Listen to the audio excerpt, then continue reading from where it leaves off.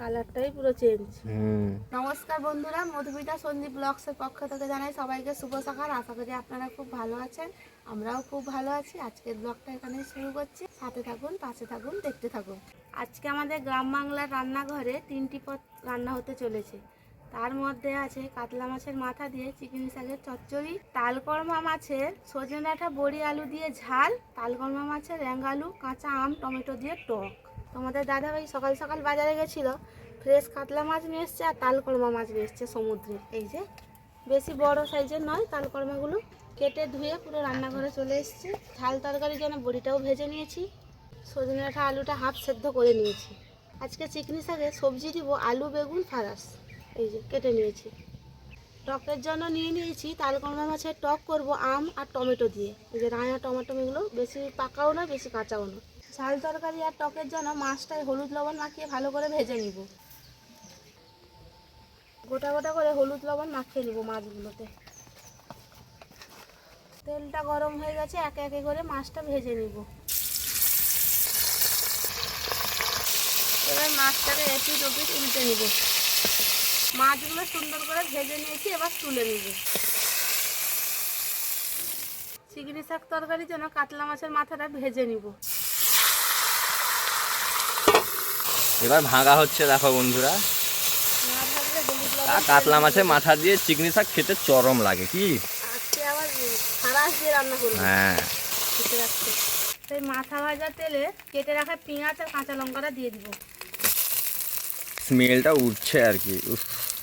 চিংড়িটাকে কাঁচা লঙ্কা না দিলে টেস্টি হবে না। না, একটু গোটা জিরে ফোড়ন দিয়ে দিব, মিষ্টি ছাড়া 5 ফোড়ন। ভালো করে এবার মাথার সাথে ভেজে নিব পেঁয়াজ লঙ্কাটা। কাতলা মাছের মাথা পেঁয়াজ লঙ্কা সুন্দর করে ভেজে নিয়েছি। এবার কেটে ধুয়ে রাখা চিকনি শাক ফারাস আলু বেগুনটা দিয়ে দিব।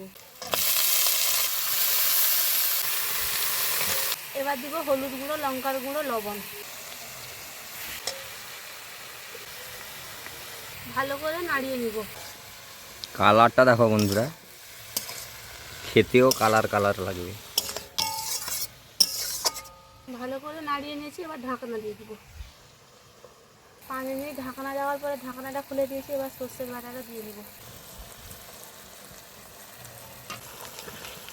ভালো করে এবার নাড়িয়ে নিব। কত সুন্দর হতে চলে এসছে, পুরো রেডি একবার ঢাকনাতে। কাতলা মাছের মাথার কাঁটাগুলো উঠে উঠে পড়ছে, এই যে বোঝা যাচ্ছে। খেতে যা সুস্বাদু হবে না, গরম ভাতের সঙ্গে। কাতলা মাছ দিয়ে চিকনি শাকের চচ্চড়িটা পুরো রেডি হয়ে গেছে, এবার নামিয়ে নিব। দেখো বন্ধুরা কত সুন্দর হয়েছে। এবার করে নিব তালকর্মা মাছ দিয়ে সজনে ডাঁটা আলু বড়ি দিয়ে ঝাল। তো চলো তরকারিটা করে নিই। এই যে মিথি ছাড়া ফোড়নটা দিয়ে দিব, কেটে রাখা পেঁয়াজটা দিয়ে দিব। ভালো করে নাড়িয়ে নিব পেঁয়াজটা। কেটে রাখা টমেটোটা এবার দিয়ে দিব। এবার দিব হলুদ গুঁড়ো লঙ্কার গুঁড়ো লবণ।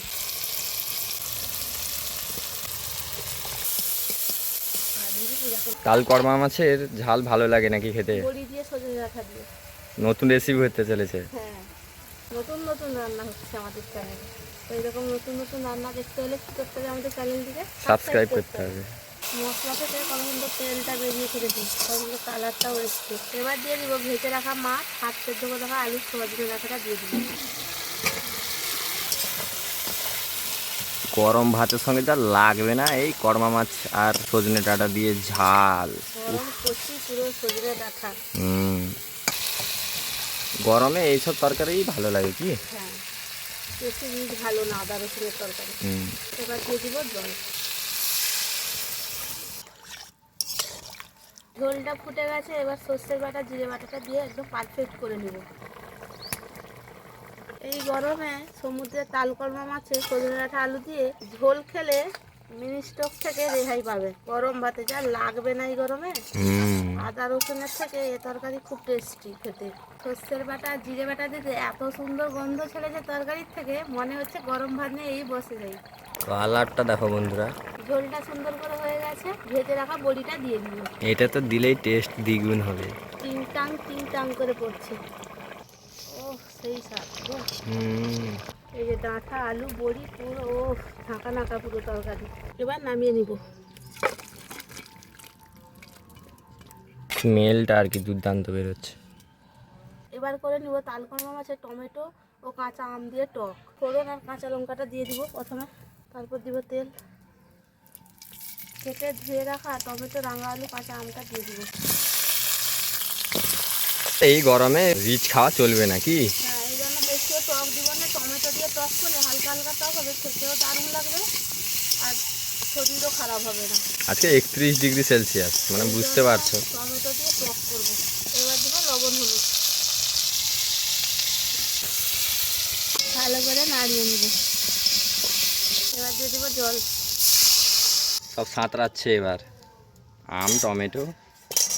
হাবুডুবু খাচ্ছে জলে। হুম।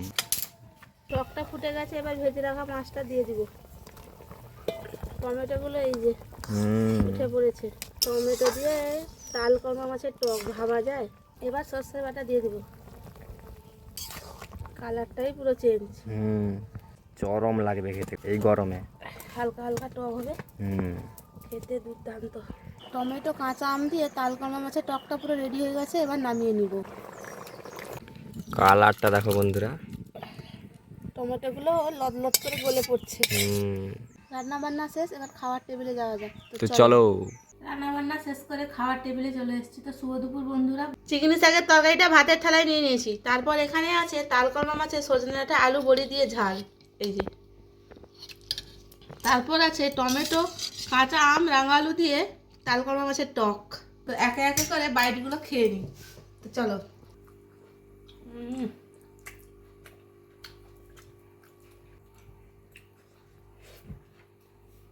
কিরকম হয়েছে তরকারি? তরকারি দারুণ হয়েছে। ফালাসগুলো যদি আসি, খেতে আরো দুর্দান্ত লাগছে খেতে। সঙ্গে কাতলা মাছের কাঁচা। চিংড়ি শাকের তরকারিটা এত সুন্দর হয়েছে, আমার ভাতের থালায় হাফ ভাত শেষ হয়ে গেছে। দেখতে পাচ্ছ তোমরা। এবার সজনে ডাঁটা আলু বড়ি দিয়ে তালকর্মা মাছের ঝালটা নিব।